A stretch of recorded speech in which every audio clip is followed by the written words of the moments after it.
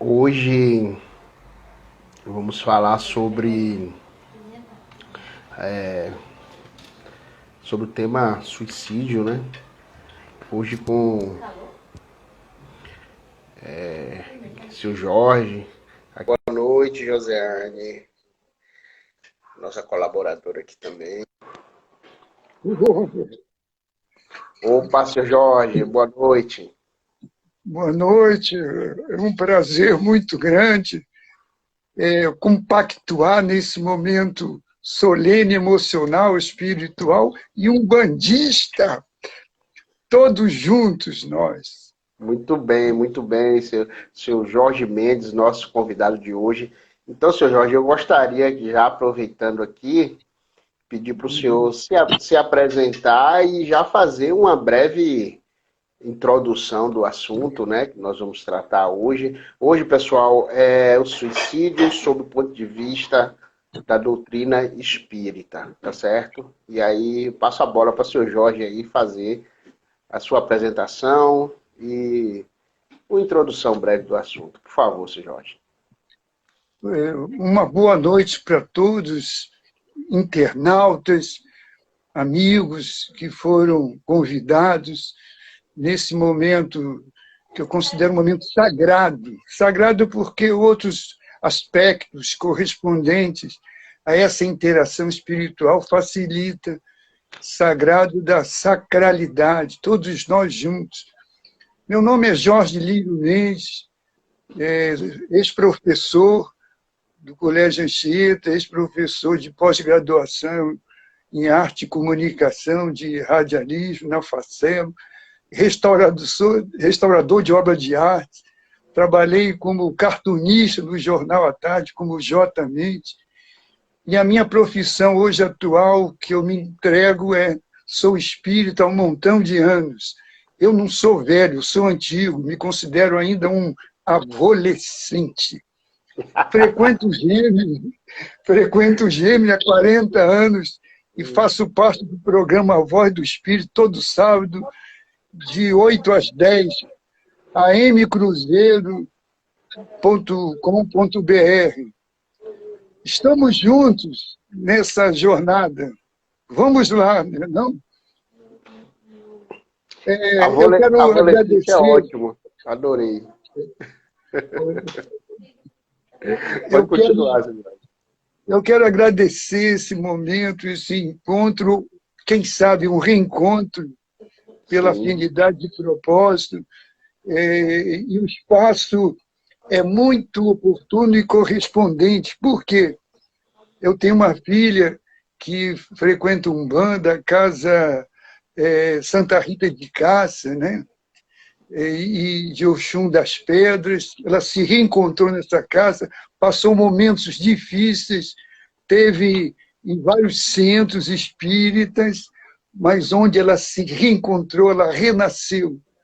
E tem um filho no terreiro de Jaá, de Angola, é o Fábio, ele faz 1001 contribuições lá na casa e está muito satisfeito com essa escolha. Então, agradeço de coração essa oportunidade. Todos nós estamos juntos na mesma nave, em busca do nosso autoconhecimento, da nossa proposta vivencial de sermos melhores a cada dia, a cada passo.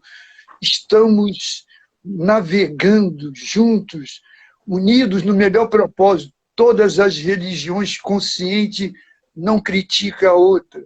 Jesus mesmo disse, amai-vos uns aos outros como eu vos amei. Pregar alguma coisa e negar, criticando a outra religião, uma contradição. É a contradição do contraditório. E o tema suicídio, sob o ponto de vista da doutrina espírita, eu me apaixonei por isso, são dois temas, e doutrinação também. Então, vamos lá, não? Você falou comigo sobre por que eu escolhi esse tema, né? Segundo a OMS, é muito preocupante, são 700 milhões de depressivos. Organização Mundial da Saúde a cada 30 segundos, antigamente, quando eu comecei a falar sobre isso, eram 40 segundos para cada um suicídio. E agora, lamentavelmente, baixou, segundo nova informação, na pesquisa, né, de órgãos internacionais, a cada 30 segundos um suicídio.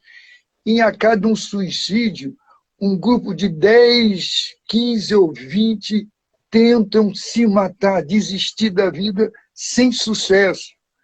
O interessante, a gente vai ver que isso não basta. O negócio é nunca tentar. No Brasil, são 26 por dia. É uma coisa impressionante. E antigamente, eu comecei dizendo, por ano, segundo a Organização Mundial da Saúde, era 700 mil. Hoje está 1 milhão por ano. E Manuel Bertelotti, professor da faculdade da Unesp, Faculdade de Medicina, ela e Alexandre Fleischmann, da Suíça, pesquisaram mais ou menos 15.600 artigos durante muitos anos e chegaram à conclusão que aí entra uma coisa que a gente tem que divulgar. Entre 10 suicidas que suicidaram, 9 poderia ser identificável e tratável. Aí é que é o grande enigma. É possível, mas primeiro tem que haver, detectar sinalizações, entendeu? Para ver como é que a gente resolve isso. Você falou para mim sobre a questão da introdução histórica, está lembrado? Sim, sim. Falar sobre informações históricas e sobre o tabu, né, do suicídio. Por favor. Exatamente. Pois não. O relato histórico mais antigo, encontrado na data de 2500 antes de Cristo. 12 pessoas, né? Está na Mesopotâmia, na cidade de Ur, 12 pessoas, é um registro documental. 12 pessoas tomaram veneno, deitaram e desistiram da vida, aguardando a morte. A gente vai ver depois que a morte não existe, é uma grande ilusão. E na Grécia, encontraram o caso de suicídio por motivos de patriotismo, remorso, fidelidade, amor, castidade e fuga da senectude, quer dizer, da velhice, dentre outros menos importantes. Então, a gente pode trabalhar em cima disso. E para comprovar isso, que é uma coisa antiga, aí eu queria ver o que essas pessoas iriam dizer para a gente quando criticam. No Antigo Testamento, está em 1 Samuel 31.4. Então Saul ordenou ao seu escudeiro: tire sua espada e mate-me com ela, senão sofrerei a vergonha de cair nas mãos desses incircuncisos, aqueles que não eram circuncisados. Aí o escudeiro chegou, ficou apavorado e não quis fazer. Aí Saul pegou a própria espada e jogou-se sobre ela. Está em 1 Samuel 31.4. Se os questionadores quiserem, pegam o Antigo Testamento e vê. Aí o escudeiro Saul, né, aquele que era o carro-chefe dele, viu que o seu amo estava morto, jogou-se também sobre sua espada e morreu com ele. Está em 1 Samuel 31.5. Então, a gente vê que a própria história mostra esses fenômenos. E aí vem um Novo Testamento, muito conhecido. Judas jogou o dinheiro, né, dentro do templo, que chamava de gasofilaço. Aí saiu e enforcou-se, está em Mateus 27.5. Então, a gente vê o seguinte: em outro momento, a gente pode conversar que Judas não traiu, ele foi traído. A proposta dele era criar um conflito, as pessoas invadiam o palácio de Roma e colocar Jesus como imperador. Ele era o mais articulador, o mais intelectual, entre aspas, na época. Isso aí fica para outro momento, tá bom? Aí que a gente se preocupa muito são tabus. Tabu é aquilo que a pessoa se repete no dia a dia e depois a mentira passa a ser quase verdade. Dizer que cachorro que late não morde. Aqueles que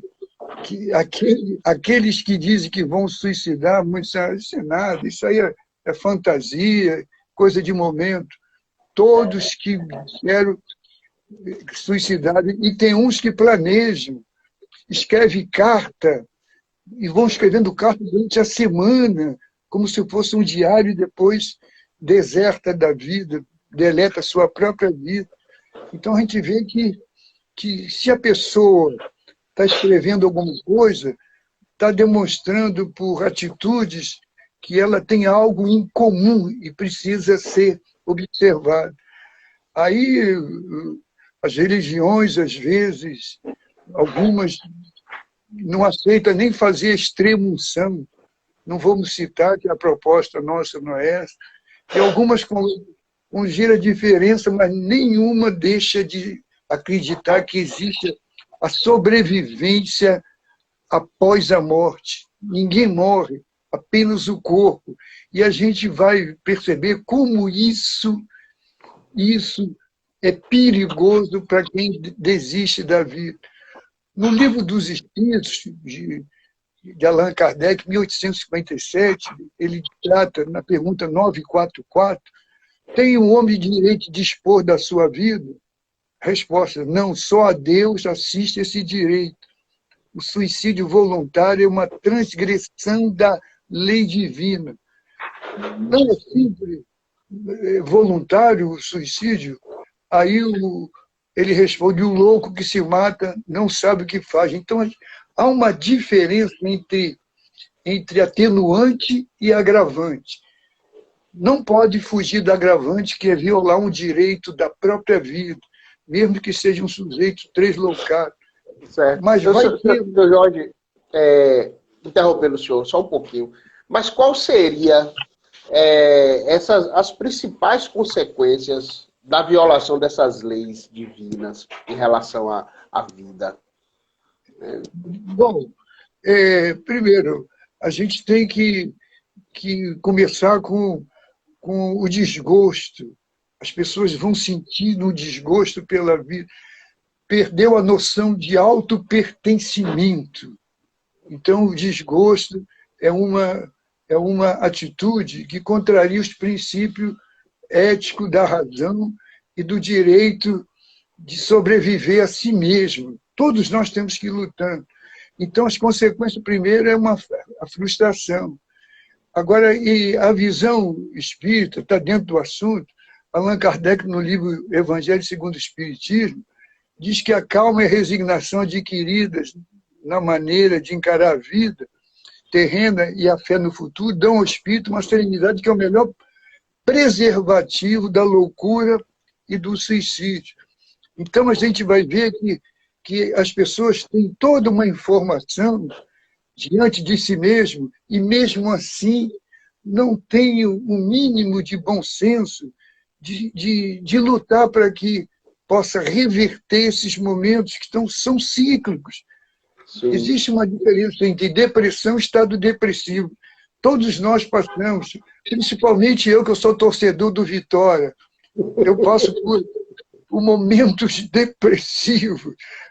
São coisas rápidas, de tristeza.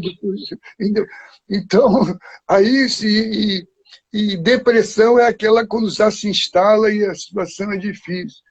A terrível constatação, dentro da sua pergunta, primeiro eu tive que preparar um terreno sobre as consequências. A primeira constatação é que o suicida, depois que desiste da vida, ele percebeu que ele não morreu, não foi excluído da vida.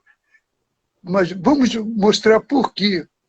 Continua a existir, experimentando tormentos 1000 vezes acentuados. É uma situação extremamente dramática. É verdade. Em relação o que acontece, que a gente vai ver, os estragos no perispírito. Perispírito uma vibração material quintessenciada que está entre o corpo e o espírito. Ele é o HD, todos os nossos pensamentos, nossas atitudes estão registrados. Não adianta que tudo venha à tona quando a pessoa vê que ele ainda está ligado ao corpo, entendeu? E vai perceber as reações, as consequências, como se fosse uma câmera gravada, entendeu? Que gravou tudo, e durante muito tempo vai repetindo. É uma dor terrível. Além do mais, a gente vai ver que o perispírito ele tem através do fluido vital, é como se fosse uma bateria do próprio corpo, do próprio espírito e do perispírito, que alimenta tudo. Quando o corpo morre, esse fluido vital continua ligando o espírito ao corpo. E as consequências, a sua pergunta procede, foi bem oportuna, ajuda para que as pessoas não... Ajuda não, quer dizer, facilita a ver a comunicação de todas as sensações que ele está sentindo, até os vermes corroendo sua própria carne. Pelo amor de Deus, não é fantasia, não é conversa de camelô, entendeu? Nem conversa para boi dormir, mas é um fato real diante de tantas circunstâncias, entendeu? E outra coisa, o sujeito dispara um tiro aí na cabeça, ele vem, depois a gente vai tratar disso. É a próxima pergunta. É a próxima isso, pergunta. Agride o perispírito e fica o registro. E a gente vai ver o resultado disso. Quando ele retorna ao plano espiritual com esse ferimento, e esse ferimento é compatível com a área que foi atingida no corpo físico.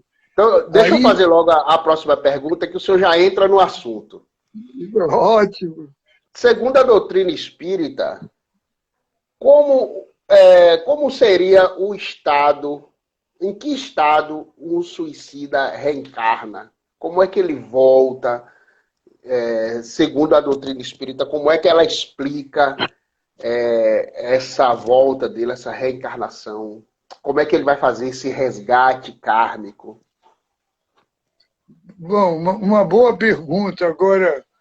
Agora o que dificulta muito esse transpasse é o seguinte, é a dificuldade desse desligamento. O suicídio enfrenta grande dificuldade para desligar-se dos despojos carnais. Tem uns que levam anos e fica na sepultura sofrendo, pensando que foi enterrado vivo, entendeu? Ele fica preso ao cadáver por ligações fluídicas e mesmo ele passando para um lugar onde nós vamos falar, plano espiritual, ele continua sentindo. E tem um lugar chamado Vale dos Suicidas. Não é dizer que essa atitude é purgatorial, quer dizer, é um inferno, não.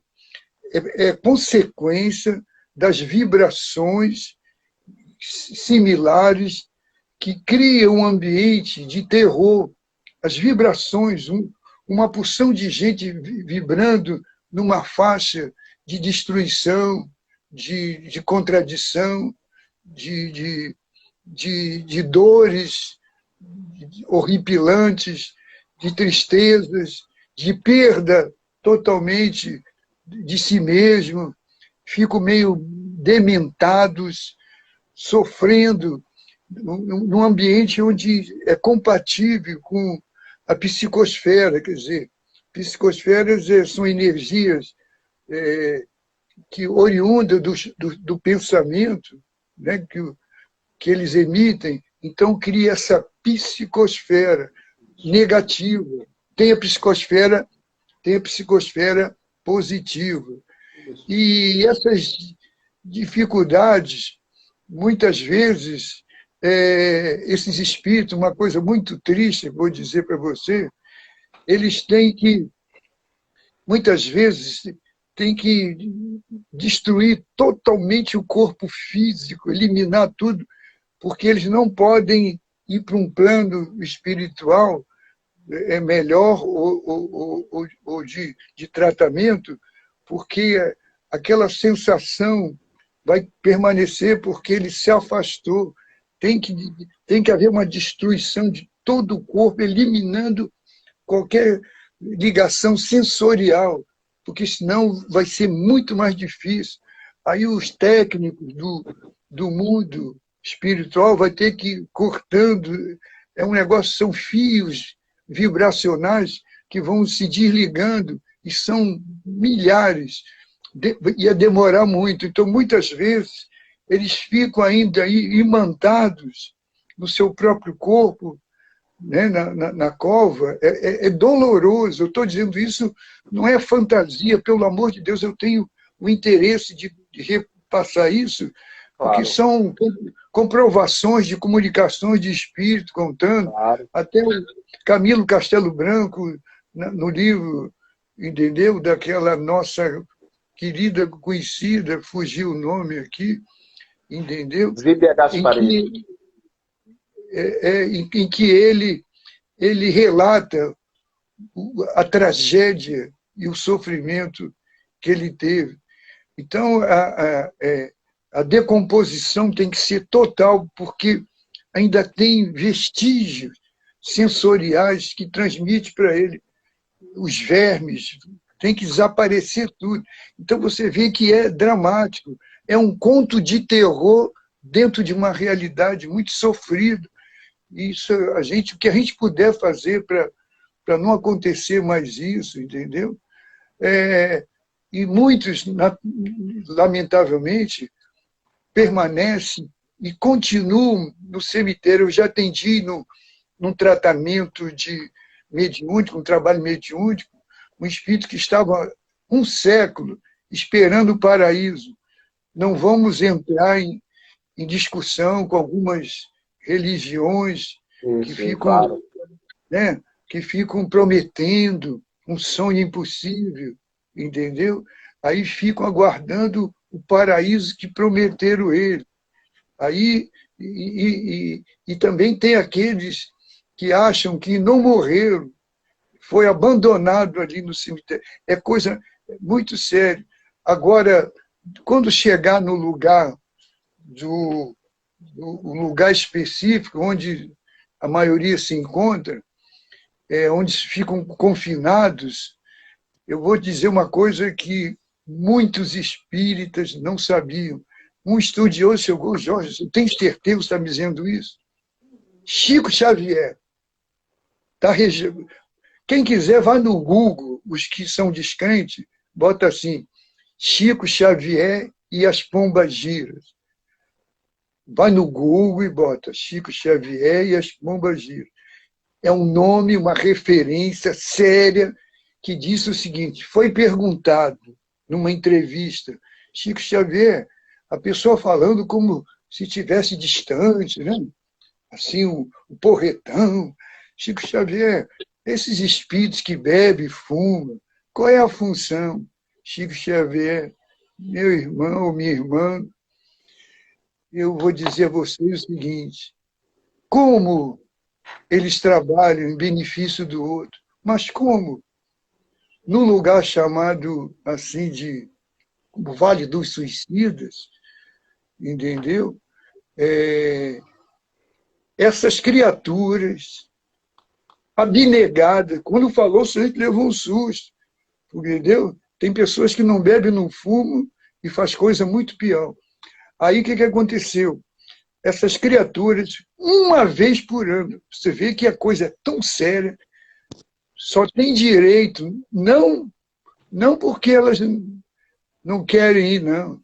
É porque por questões de lei de causa e efeito para aqueles que cometeram a tragédia contra si mesmo. Uma vez por ano, elas têm direito, ela podia ir a hora que quiser, que o chefe desse umbral só permite esse tipo de espírito. Eu falei esse tipo, essa personalidade de espírito, entendeu? Então Sim. ela vai e resgata aqueles que a mãe faz prece todo dia há muito tempo, e em questão de merecimento, talvez não daqueles que estão sendo resgatados, mas aquela mãe abnegada, coerente, dedicada a tudo que faz e que fez, por merecimento lógico, eles são resgatados. Mas as únicas são as pombagiras. Quem tiver dúvida, bota no Google Chico Xavier e as pombagiras. Vai aparecer uma porção de site dizendo isso. E ninguém vai repicar alguma coisa se não tiver um resultado lógico, entendeu? Um resultado que seja compatível com o esclarecimento. Então, você vê que... É porque as pombagiras e os Exus são os espíritos que têm essa energia, que têm essa particularidade, essa habilidade de adentrar nesses abismos, né? Nesses lugares mais abissais, com a energia mais difícil. Então, na verdade, eles são privilegiados, né? Porque outro tipo de espírito não consegue ir lá, para penetrar tão fundo e fazer esses resgates, né? Porque alguns espíritos precisam de que se faça esse resgate ou uma reencarnação compulsória, que acontece muito, porque ele não consegue ser resgatado de lá, então ele reencarna compulsoriamente com o mínimo de planejamento, mas que é necessário reencarnar para que ele faça os seus resgates kármicos, né? Então, está correto, meu querido. Então só a pombagira e os Exus conseguem penetrar nesses locais, entendeu? Eles têm essa habilidade raríssima. Então, mas vamos continuar. Qual é a condição que o espírito reencarna, né? Uma outra coisa, antes não sei se vai dar tempo para tudo, mas está bom porque esse bate-bola aqui está muito legal, né? Mas aí, se não der tempo, a gente faz outra em outro dia para fazer as outras perguntas. Com todo prazer, está certo. Por exemplo, um outro detalhe é que tem espíritos que estão sofrendo muito e, às vezes, é um século, 2 séculos. Chico Xavier falou em 200 anos, até haver um escoamento dessas vibrações que estão impregnando o perispírito, aí passa pelo laboratório do plano espiritual para fazer uma remodelação. Por exemplo, o sujeito que se joga do 20º andar, entendeu? 20º andar, eles se jogam e é recolhido com pá, os pedaços, que tem que catar tudo, até questão de saúde pública e tal, e leva. Muito bem. E depois, sabe, depois de muitos anos, começa a reencarnar, faltando braço, perna, entendeu? Às vezes, com uma deformação tão grande que é autorizada a eutanásia. Aí vai vários abortos naturais por casais que querem contribuir para ir desbastando. E a primeira encarnação, preste bem, Naturino, a primeira encarnação vem como anão. Por quê? Porque houve uma limitação plástica espiritual que só dá para um pequeno pedaço, para ir recompondo o perispírito. Aí vem como anão. Então, depois que eu soube disso, eu fiquei impressionado com essas leis extraordinárias que mostra que Deus não é punitivo. A reencarnação não é punitiva, ela é educativa.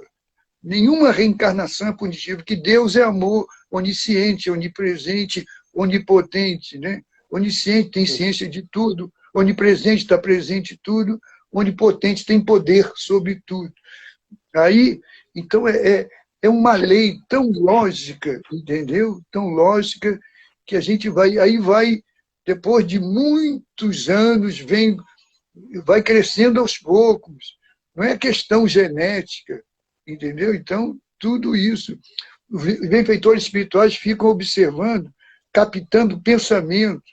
Depois de um século aí de sofrimento, aí aqueles que já têm um pouco mínimo de serenidade, já sofreu o máximo que foi possível, eles observam como médico que acompanham as reações dos pacientes em um manicômio. Então, bom, aquele já pode ser deslocado para um outro lugar, outro tipo de tratamento. Então, existe uma porção de resultados lógicos que sejam compatíveis com a necessidade de cada um. Isso é fundamental, entendeu? Agora, a reencarnação, ainda dentro do retornar à carne para saudar adeptos, não é um conserto, é uma reparação. Ninguém pode ser aquilo que ainda não conseguiu ser. Que ninguém pode enganar a si mesmo nem a Deus, principalmente a Deus. Então, aqueles que fizeram já um exercício de purificação ao longo de muitas reencarnações, eles já estão predestinados depois a orientar. Tem espíritos que se comunicam nas mediúnicas, já atendi, de 400 anos de sofrimento.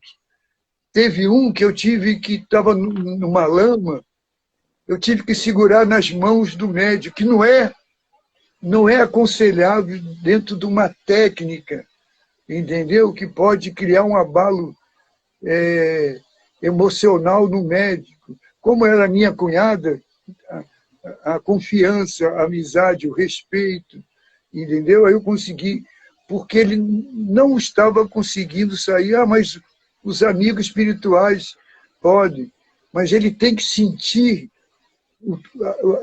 a sensação tátil para que ele se sinta fortalecido.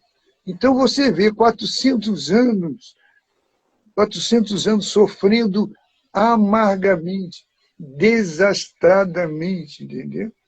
Então a gente tem que trabalhar em cima dessas informações para que as pessoas não sejam reincidentes, não cometam essa atitude, porque a gente vai ver depois que tudo é possível. É só saber esperar mais alguns dias, saber esperar, ter a confiança. Tem pessoas que estão perdendo a esperança, de repente surge uma luz no fim do túnel. Não é esses túneis que tem aqui em Salvador, que está tudo cheio de escuridões, né? Mal iluminado, mas é o túnel da metáfora, né? Em que existe uma luz pungente.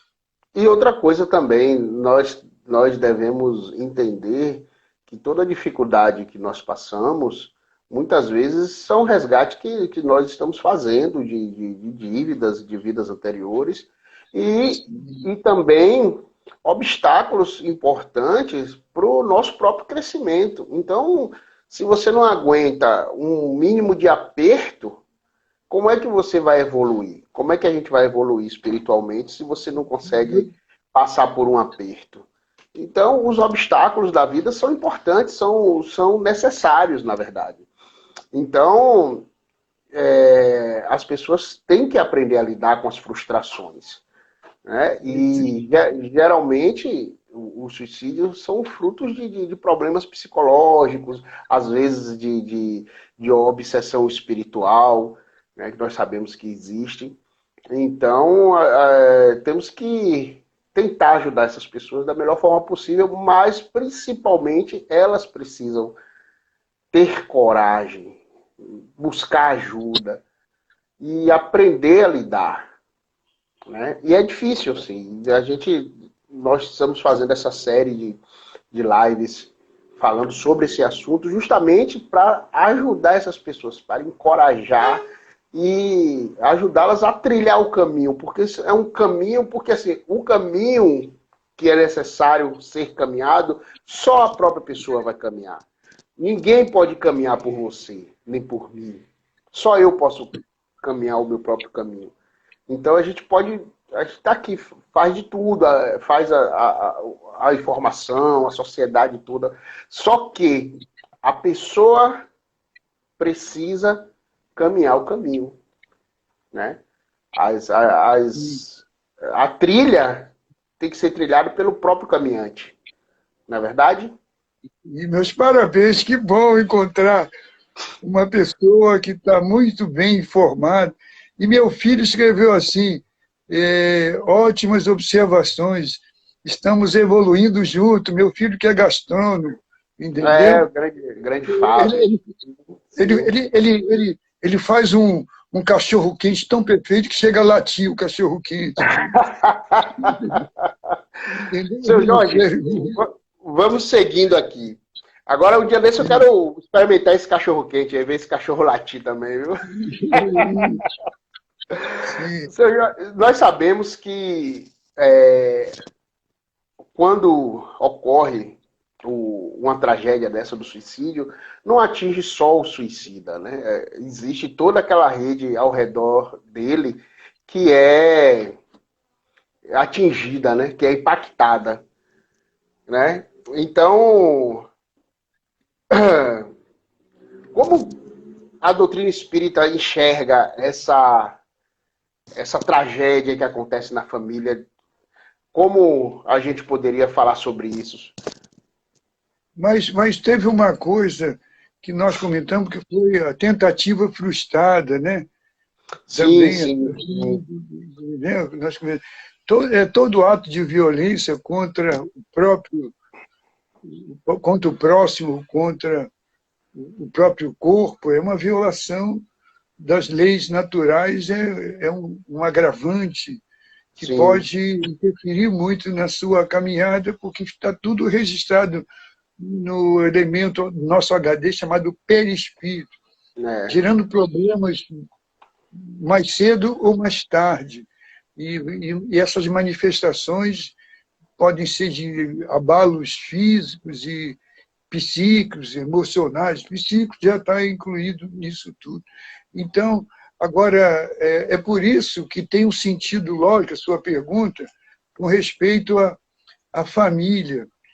Primeiro, a família, a função dela era preservar esse ser humano, orientar, educar. E quando a pessoa, por seu livre arbítrio, livre decisão, resolve desistir de si mesmo. Pronto. Aí só que as pessoas não têm condições, precisaria de um profissional. Aí é que um profissional, um psicólogo, psiquiatra, é fundamental nesses momentos de definição, que eles têm uma capacidade de mergulhar na alma humana, mesmo que essas pessoas não tenham ainda, não oferecem um caminho que possa mostrar o que é que elas estão passando. O ser humano é um eterno interrogador de si mesmo, fica se interrogando em busca de respostas que ela mesma tem consciência que sabe, mas prefere não aceitar que a sua mudança seria a melhor resposta. Aí vai adiando e vai condicionando o desejo de de desprezo a si mesmo, perde o endereço da sua caminhada, não sabe o que definir. E quando comete suicídio, às vezes é uma pessoa aparentemente tranquila, superficialmente, mas dentro dela existe uma agitação pungente, em conflitos. E é claro que, às vezes, a falta de colo, a falta de carinho, a falta de palavras que possam atenuar os seus sofrimentos íntimos não são aplicadas para poder melhorar a questão psicológica dessa pessoa. Então, um profissional, na sua intimidade, né, com o cliente, facilita muito, porque a pessoa ela vai conduzindo pela experiência científica, né, vai conduzindo, até que chega ao âmago central desse conflito, que desarticula toda a sua atividade, a sua atitude de querer se tornar melhor. É um conflito. E outra coisa, a frustração é quando o chefe de família suicida, porque ele é um arrimo de família. Os filhos podem seguir o caminho do tóxico, da delinquência. A filha pode, para poder a mãe não passar fome, a prostituição. E o sofrimento vai ser terrível. E os filhos que tiveram tudo, mas por uma desorganização emocional, entendeu? Seguindo apenas o seu livre-arbítrio, muito será pedido a quem muito recebeu, até são pessoas muito inteligentes, mas muitas vezes não conseguem entender por que esse tédio, por que essa solidão compulsória, não sabe que vivemos momentos cíclicos. Aí desiste da vida. O pai e a mãe. Tinha uma menina em Minas, que ela suicidou-se porque o chefe da estação, isso há muitos anos, se apaixonou por ela, então fingiu que se apaixonou, dizendo que o casamento ia acabar, e foi enrolando, ela ficou grávida. Quando disse que estava grávida, disse, não, se você transou comigo, você pode transar com outra pessoa. Aí ela se jogou embaixo do trem. Ela se comunicou numa reunião mediúnica, dizendo que continua sentindo o trem estraçalhando seu corpo. O pai e a mãe, o pai era dono de uma fábrica, desapareceu, sumiu, a fábrica faliu, passaram dificuldade. Então, você vê que um suicídio desorganiza todo um sistema montado de uma família, emocional, estrutural, física, financeira, emocional, entendeu? Então, o reflexo é desastroso no conjunto familiar. As circunstâncias que envolvem, primeiro, com vergonha, às vezes vende a casa a um preço de banana, mesmo que banana esteja tão cara, entendeu? Mas vende com preço de banana e depois, quando passa tudo, e agora? Nós estamos numa casa sem condições, não conseguimos emocionalmente reativar o nosso ânimo de viver e o sofrimento continua. Quer dizer, então há uma desorganização sistêmica dentro de uma família que traz circunstâncias dolorosas para quem cometeu e para quem ficou, entendeu? Como testemunha de uma tragédia escolhida livremente por alguém que pertence a essa família, entendeu? É um momento dificílimo e que a gente tem que orar. Então, todas as religiões podem ajudar, independente do rótulo. O mais importante é o sentimento e o conteúdo que a religiosidade... Religião é apenas o nome, religiosidade são ações, são atitudes. Entendeu? A gente vê que Bezerra de Menezes, num livro de Divaldo Franco, ele já se apresentou como preto velho. Então, um espírito de alta envergadura. Então, ele está mais preocupado com conteúdo. Se chegar num lugar humilde, você falar em psicocinese, rapaz, esse cara é maluco, não acredito nele. Mas se aquele preto velho, meu genfio, como vai você repercute favoravelmente, que está mais próximo da realidade, entendeu? Da pureza, da inocência construtiva. Isso ajuda muito. Quem definiu a minha escolha em seguir esse caminho foi um preto velho. Eu cheguei todo cheio de aborrecimento. Escuta, Juventino, eu estou muito confuso. É porque eu vi uma pessoa sem os dois pés e sem os dois braços, as duas pernas e os dois braços. Será que Deus tem pena, até usei esse termo, mais de 40 anos, tem pena desse ser humano? Esse meu filho, ele foi beneficiado, mas como? Mas como? Sem as duas pernas, sem os dois braços. Ele estava num lugar sofrendo tanto, em meio a lamaçal, sem água, sem nada, sofrendo com uivos, gritos, levando chicotadas daqueles chefes das trevas, chicotada, que a mãe pediu, foi a única vez que ele se arrependeu do que ele fez e reencarnaram ele para sofrer menos. Que lógica! A partir daí, eu vi coerência, sem muito blá, blá, blá, fantasioso, filosofia, com simplicidade. Então, nunca esqueço, tem mais de 40 anos, Juventino, eles recebiam o preto velho incorporou, talvez se fosse ele. Não, isso é a opinião dele. Quando o preto velho veio, sentiu, olha só a missão desses seres extraordinários. Agora a gente está se aproximando porque é somente 1 hora, né, o Instagram.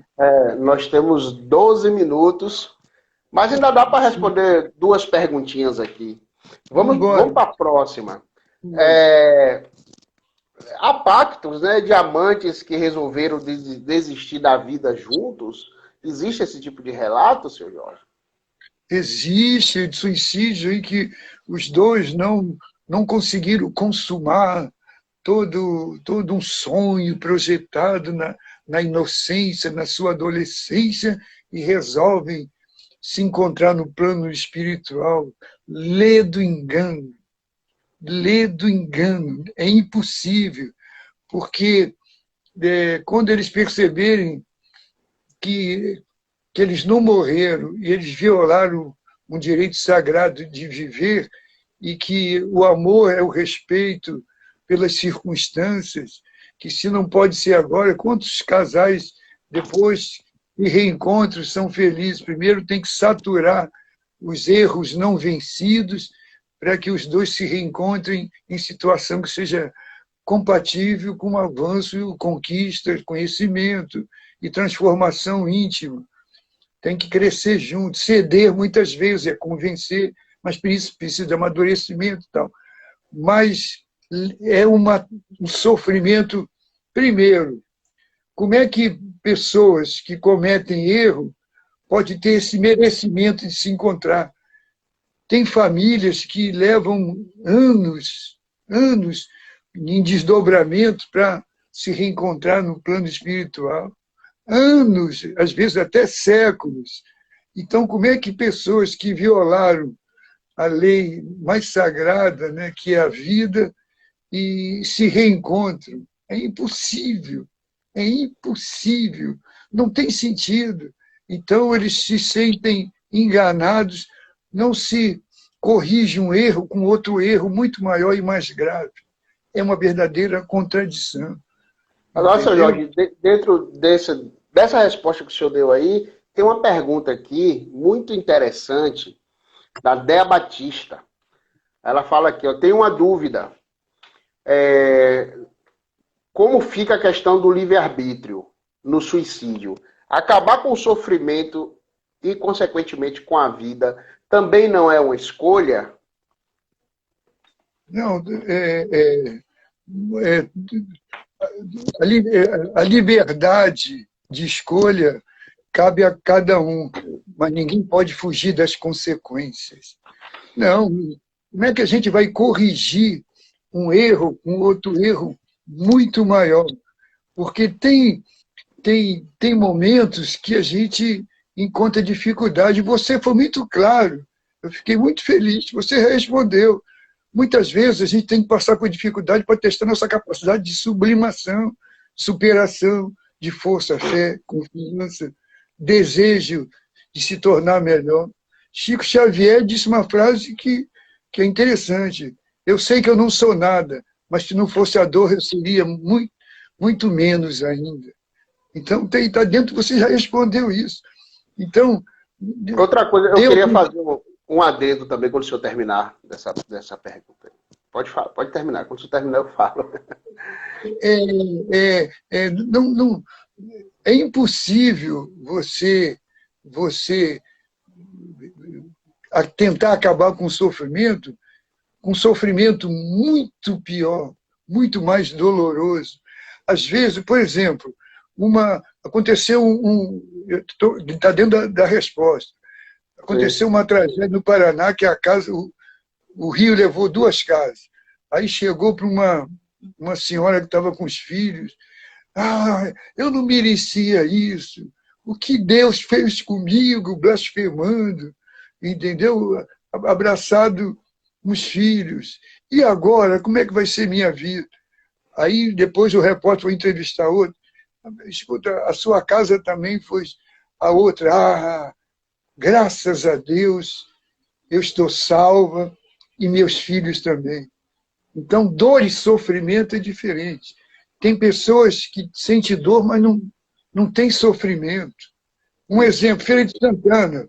Feira de Santana, eu estava dirigindo uma peça de teatro, aí José Alberto chegou, vou te conhecer, vou apresentar alguém, você não se emocione na cadeira de roda, entendeu? Na cadeira de roda, é cego na cadeira de roda e está com câncer. Meu Deus! Aí eu cheguei, assim, constrangido. Eu vou dizer o quê? Quando eu cheguei, meu irmão, que prazer! O cara sorrindo. Eu me senti um verme, meu irmão, diante dessa grandeza. Entendeu? O sofrimento é uma escolha, né? A gente escolhe sofrer ou não sofrer. As adversidades da vida, elas vão ocorrer. Agora, como você recebe isso, como você trabalha isso, é uma escolha sua. Sofrer é uma escolha. Entendeu? Exatamente. Teve uma pergunta aqui sobre suicídio inconsciente, mas não vai dar tempo para a gente responder. Mas nós vamos fazer outra live, viu, Felipe Trindade? Nós vamos fazer outra live e nessa outra nós vamos responder falando sobre o suicídio consciente.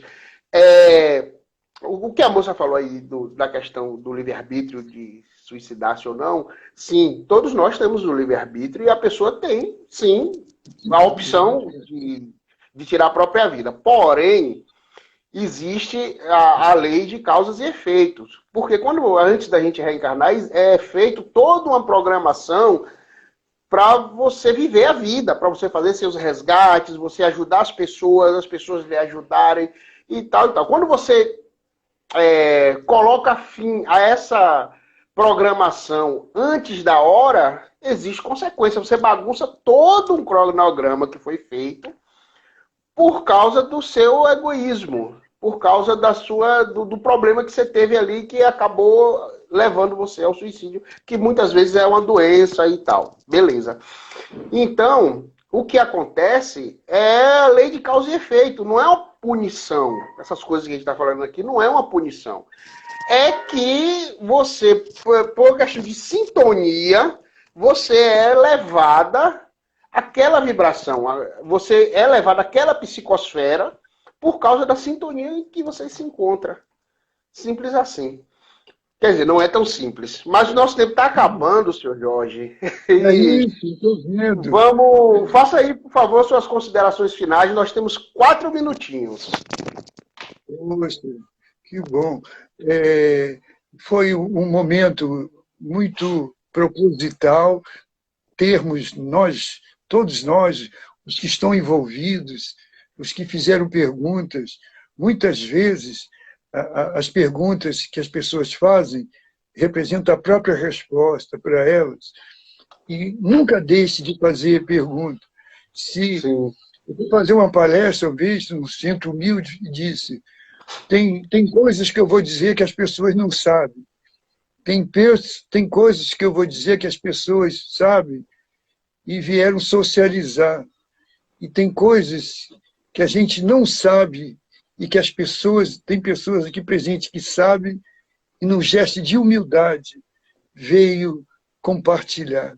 Então, e aí surgiu um debate, um homem de cabelo branco, eu estava reconhecendo mais ou menos, é um cientista que faz palestra no Brasil inteiro, me deu um abraço, uma pergunta, eu concordei com a colocação dele.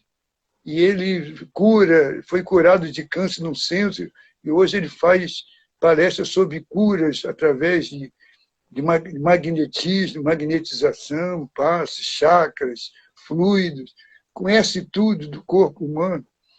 Então, como é bom, que coincidência, me vem a intuição em falar isso. Da mesma forma que tem muita gente que poderia contribuir muito com essa proposta. Sim. Juntos seremos mais fortes, separados enfraqueceremos sempre as nossas propostas de viver a cada dia, a cada passo. Hoje, agora e sempre, é um prazer muito grande que o horário está estourando. Um abraço. Fazer minhas considerações finais aqui, gostaria de agradecer demais o seu Jorge pela presença, pela disponibilidade, desde o momento que eu convidei para fazer essa live, ele se colocou à disposição. Muito obrigado pela sua disponibilidade, pela sua sapiência, sua experiência. Né? Eu me sinto muito honrado, muito privilegiado de bater essa bola com o senhor aqui. E já convidar o senhor para uma próxima que a gente pode fazer no meado do mês de dezembro, porque sobraram algumas perguntas e a live foi tão boa que voou. Então, já quero deixar o convite para uma próxima, para a gente fazer daqui a 2 semanas, sei lá. E agradecer a todos que contribuíram, que ajudaram, tá certo? As perguntas que não consegui fazer, vou fazer na próxima, tá certo? E é isso aí, pessoal. Muito obrigado por tudo aí, pela presença de vocês. A live vai ficar gravada no IGTV. Pode falar, o senhor tem 30 segundos. O mais necessitado, muitas vezes, não é aquele que escuta, mas aquele que fala. Uma boa noite para todos. É verdade. Muito obrigado. Namastê. Uma boa noite a todos.